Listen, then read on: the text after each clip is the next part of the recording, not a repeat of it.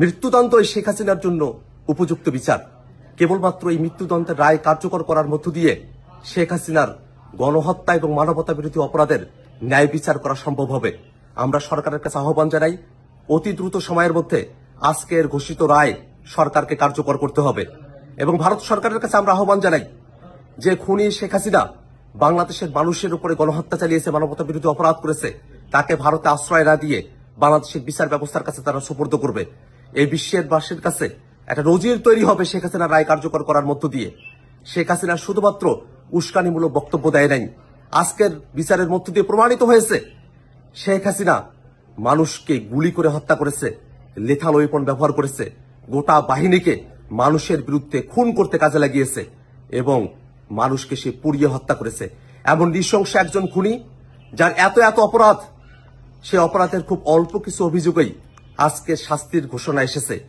তার বাকি যত অপরাধ আছে সবগুলো অপরাধেরও বিচার হবে এবং এই গণহত্যাকারীরা তাদের শাস্তি কার্যকর করার মধ্য দিয়ে পৃথিবীর ইতিহাসে একটি নজির তৈরি হবে, যাতে করে আর কোনো শাসক, আর কোনো গোষ্ঠী তারা যেন গণহত্যাকারী হয়ে উঠতে না পারে, মানবতা বিরোধী হয়ে উঠতে না পারে।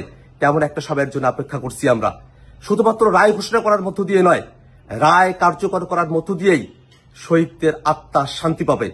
আমরা অপেক্ষা করছি, সরকারের কাছে আহ্বান রাখছি, অতি দ্রুত সময়ের মধ্যে শেখ হাসিনার এই মৃত্যুদণ্ডের রায় সরকার কার্যকর করবে।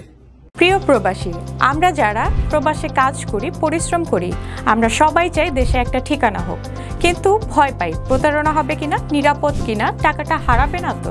আজ আমি এমন একটা প্রজেক্ট সম্পর্কে বলবো যেটা এই ভয়টা দূর করে দিয়েছে। তার নাম প্রবাসীর সিটি লিমিটেড।